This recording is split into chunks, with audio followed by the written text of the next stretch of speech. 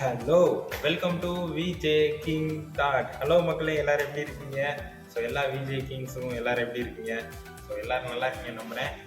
இன்னைக்கு வந்து நம்ம என்ன டாபிக் பற்றி பேச போகிறோம் அப்படின்னு பார்த்தீங்கன்னா, டெஸ்டோஸ்டிரோன் ஹார்மோனை பற்றி தான் நான் உங்ககிட்ட ஷேர் பண்ண போகிறேன்.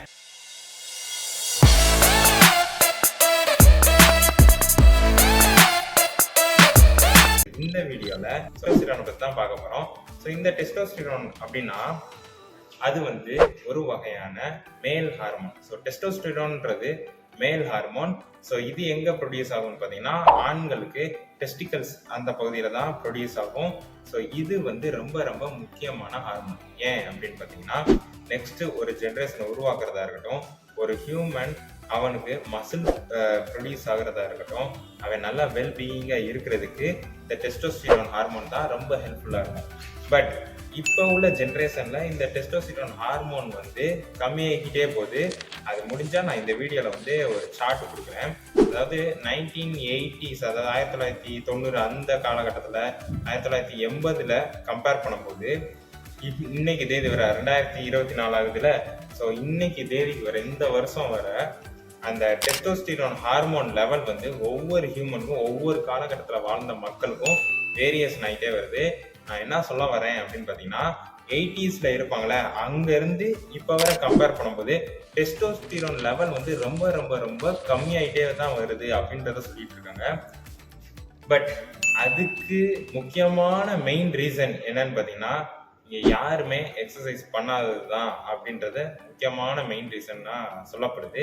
இன்னொன்று, நீங்கள் நார்மலாக வந்து ஒரு இன்ஸ்டாகிராம், அப்புறம் ஃபேஸ்புக், யூடியூப் எல்லாமே நம்ம ஓப்பன் பண்ணி பார்த்தாலே, இந்த கடைக்கு வாங்க, இங்கே வந்து இந்த மாதிரியான ஃபுட் இருக்குது, இந்த கடைக்கு வாங்க, இங்கே ஒரு ஃபுட் இருக்குது அப்படின்னு சொல்லிட்டு டிஃப்ரெண்ட் டைப்ஸ் ஆஃப் ரெசிபிஸ்லாம் நம்ம ட்ரை பண்ணுறோம். பட் அந்த different types of recipes try பண்ணுறதுல தப்பே கிடையாது. பட் எல்லாமே அன்ஹெல்த்தியாக இருக்குது. ஸோ ஃபிட்னஸ் அப்படின்னு வரும்போது நம்ம இந்த மாதிரியான விஷயங்கள் எல்லாமே மெனக்கிட வேண்டியதாக இருக்குது. ஏன்னா சில விஷயங்கள்லாம் வந்து அவாய்ட் பண்ணணும். அவாய்ட் பண்ணால் மட்டும்தான் அந்த உடம்புன்றத பக்குவமாக வச்சுக்கிற முடியும். பட் இதுக்காக வந்து எதுவுமே சாப்பிடக்கூடாது அப்படின்றத நான் சொல்ல வரல. எல்லாமே சாப்பிடலாம்.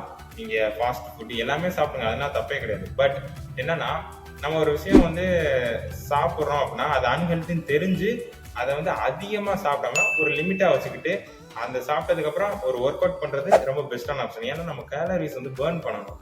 பேர்ன் பண்ணாமல் நம்ம சாப்பிட்டுட்டே இருந்தோம் அப்படின்னா அது வந்து நிறைஞ்சிக்கிட்டே தான் இருக்கும். ஸோ அந்த நிறையில தான் நம்மளுக்கு வந்து எக்ஸஸாக இருக்கிற எனர்ஜி ஃபுல்லாக கொழுப்பாக நம்மளுக்கு ஃபார்ம் ஆகுது.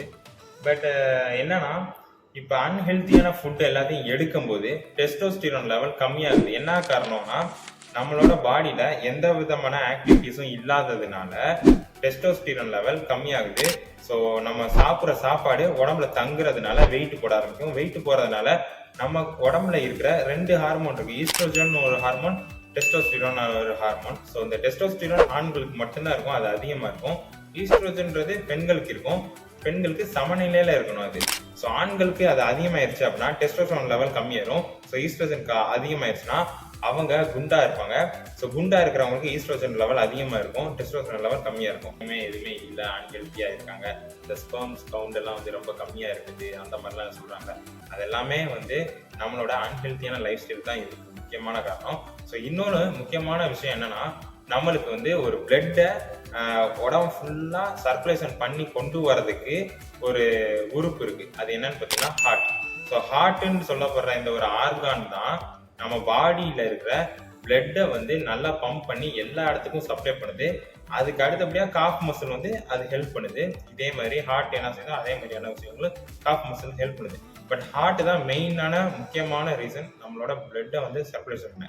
பட் அதே மாதிரி டெஸ்டோஸ்டிரோன் லெவலு பம்ப் பண்ணுறதுக்கு எந்த விதமான ஆர்கானும் கிடையாது. ஸோ அதுக்கு மெயினான இது வந்து என்னன்னு பார்த்தீங்கன்னா எக்ஸசைஸ் தான். எக்ஸசைஸ் பண்ணால் மட்டும்தான் டெஸ்டோஸ்டிரோன் லெவல் வந்து அதிகமாகும். இதுதான் வந்து முக்கியமான ரீசன். பட் இப்போ உள்ள ஜென்ரேஷன்லாம் யாருமே அதை வந்து கண்டுக்கிற மாட்டேங்கிறாங்க. ஸோ இதை வந்து உங்கள்கிட்ட ஷேர் பண்ணணும்னு நினச்சேன். இந்த வீடியோ உங்களுக்கு பிடிச்சிருந்தா கமெண்ட்ஸ் மென்ஷன் பண்ணுங்க. இன்னொரு புது வீடியோ வந்து பாய்.